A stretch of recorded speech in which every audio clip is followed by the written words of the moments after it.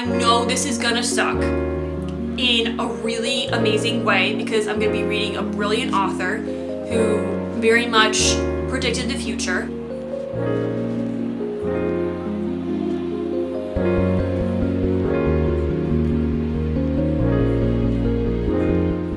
Friends, let's discuss. It's Black History Month, so I wanted to go through what books I'm gonna be reading for Black History Month. And also what books I recommend you read in Black History Month. These are all Black books written by Black authors. So I'm really excited to read these. Some of these are rereads as well. Let's get into it. My non-negotiables this month, I will be rereading Legendborn and Bloodmarked. Oathbound, which is the third in this series. This series will be a quartet of 4 books.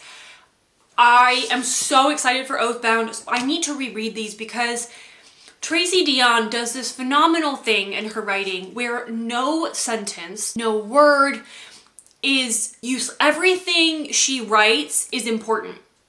There's no fluff. So when reading these, you do have to read them quite carefully. And the first time I read Legendborn, I read it on audiobook, which I think was a mistake. If you're gonna go in reading these, I would truly recommend doing a tandem read where you read the book and the audiobook at the same time, and like as the audio narrator is narrating to you, your eyes are following on the page. I think that is the best way to read these. If you can't, I would do either ebook or the physical book, but I think audiobook alone, you miss too much and there's too many like small details you have to keep track of. So definitely read these, like either eyeball read these or read and ear, eyeball and ear read these. Rereading this month for sure though. I'll also definitely be reading this month is Parable of the Sower. Here's the thing, I know this is gonna be painful. This is gonna suck. I'm gonna cry. Won't be the first time this year, won't be the last. I know this is gonna suck in a really amazing way because I'm gonna be reading a brilliant author who very much predicted the future. And I know that going into it, but I am reading this month without a shadow of a doubt. I do have a couple contemporary romances that I'm considering as well. I have Crossed the Line by Simone Zoltani. This is a brother's best friend workplace romance. I have The Takeover by Nana Malone, which is a billionaire romance. And then I have He Breathes by Brittany Cherry, which I've heard is very painful. And look at that character art. It says on the back, I was warned about Tristan Cole. Stay away from him. People said he's cruel, he's cold, he's damaged. I've heard Brittany Cherry's work is quite painful. It does hurt, but in like the best way possible. So I have Devil of the Deep by Valencia Jean-Francois, and this appears to be a Dark Little Mermaid retelling, I believe.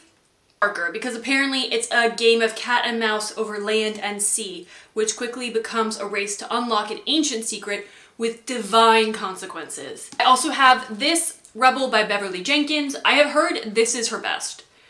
I've also heard Indigo is her best, but I don't own Indigo yet, so we're going with Rebel.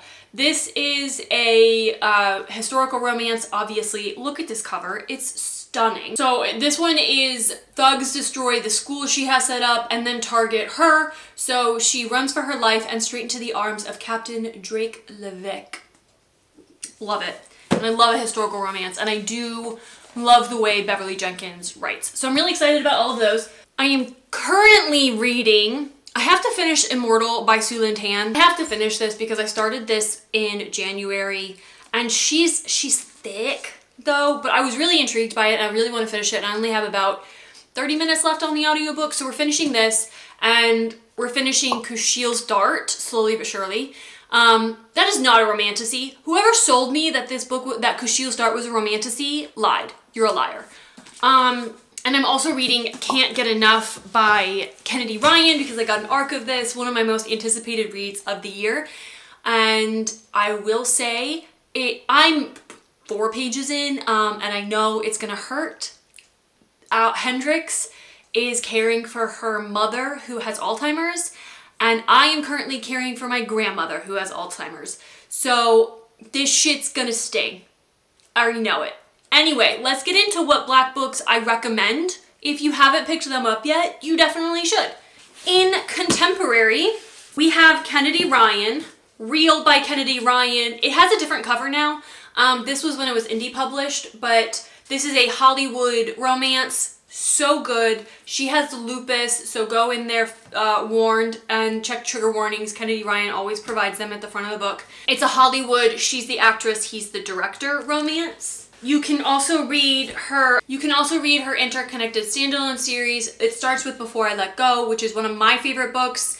It's a god tier novel for me. This is like a marriage in crisis. They're divorced, second chance romance. This Could Be Us by Kennedy Ryan, which is a single mother. He's the guy that figured out the white collar crimes her ex-husband was doing, and he's very attracted to her. This one was also really good. I think Before I Let Go is still my favorite, and then Can't Get Enough is the one I'm currently reading. It is Hendrix's story. Also by Kennedy Ryan. There is this whole series. Hold on. There's this whole series. It does start with Long Shot, it then goes to Block Shot, and then Hook Shot, which is the best one. Don't argue with me. This is the best one. You don't have to read these other two books. I will say Long Shot, hard read. Very challenging. She's in an abusive situation, and Ryan very much spotlights the gaslighting, the manipulation, the physical abuse, the emotional abuse that our heroine goes through in that book. Hookshot is my favorite though. This is the best one. Don't argue with me. This one is Lotus and Keenan. And oh my god, Keenan. Oh my gosh, so good. NBA basketball player. I don't know why, but I pictured Kobe Bryant the whole time. This was so good. So 10 out of 10 recommend these as well by Kennedy Ryan. You really can't, I don't think you can really go wrong. Also have Jody Slaughter. And she writes contemporary romances with plus size black female main characters, which I absolutely adore. Bet on It is about a woman who she falls in love with this guy. He's a white man, but she falls in love with him over like bingo at an old retirees like bingo club, and this was so cute. I really liked Play to Win too by Jody Slaughter. And this one is about a woman that wins the lottery and has to contact her estranged husband. They're still married, so technically he also won it as well, and she's not happy about that. And this was so cute as well. It's a second chance romance. Absolutely adored it. If you have not read 7 Days in June, what are you doing? Literally, whatever you're doing right now, pause this video, go to whatever bookstore you prefer, Thrift Books, bookshop.org, Pango Books, Aid Books, freaking Half Price Books, eBay, I don't care. Purchase this book expeditiously and read it. It's one of my favorite, it's probably a god tier novel for me. Second chance romance, it's immaculate. It's so well done. I don't even want to tell you what it's about. 2 authors, and it's told in then and now chapters. We also have Honey and Spice by Bolu Babalola. This was a college romance. It's very much like they dislike each other, rivals to lovers situation in college, and she's a radio host. It very much gave Dear White People vibes, and I personally really love that show. 10 out of 10 recommend, because if you want to like read that show in a book kind of, it's this. And then Talia Hibbert is British, so she's not an American author. However, she's a black author that writes about black characters, and I absolutely adore this series. So if you haven't read the Brown Sisters trilogy yet, please do. Feature disability rep as well. Chloe Brown has a chronic pain disability. Take a hint, Dani Brown is bisexual, and then actor Eve Brown, we do have autism rep in here as well. And these are so well done, well written, they're addictive. You're going to want to read all of them very quickly, and they're spicier than you think they're going to be, truly. I cannot recommend these more. I need to reread them actually. If we're looking for fantasy, YA fantasy, Forged by Blood, this, I'm going to be real, the beginning of this and Children of Blood and Bone, I think are incredibly similar. I really liked this, and I did like the story. It's not my favorite, but I mean, those edges. So I always recommend this book because I just want to show it off. Also YA, we have Cinderella is Dead. This is a sapphic YA fantasy where the story of Cinderella isn't necessarily what we've been told, and our heroine has to uncover what the actual story is, and with the help of another young girl, take down an evil dictator. 10 out of 10. Now, moving into the realm of adult romances, we have Immortal Dark by Tejas Gurma. This was a really fun read. It's black vampires, and I think it's also based on Ethiopian mythology. And I really, really enjoyed this. I'm very much looking forward to the second book. It is a little bit spicy. It's definitely a slow burn, and it is enemies. They are enemies. They do try to unalive each other. They do try to kill each other. There are various situations where these two demonstrate how actively they hate each other because they are enemies. This was so good. We also have the Book of Azrael, which is going to be a lot spicier. This is like more like full romantasy. Diana, our heroine, she's extremely, extremely powerful. She's what's called an Egmorthan. I believe I pronounced that correctly. And she can basically take any shape she wants.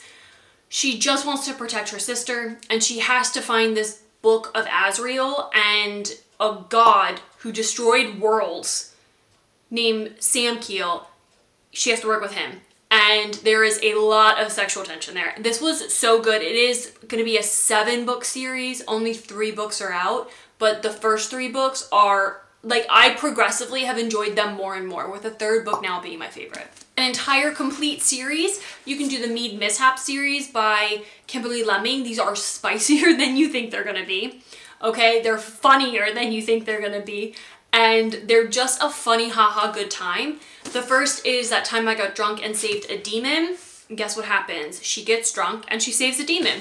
That Time I Got Drunk and Needed a Love Potion at a Werewolf. I think this one was my favorite because it's just freaking hilarious.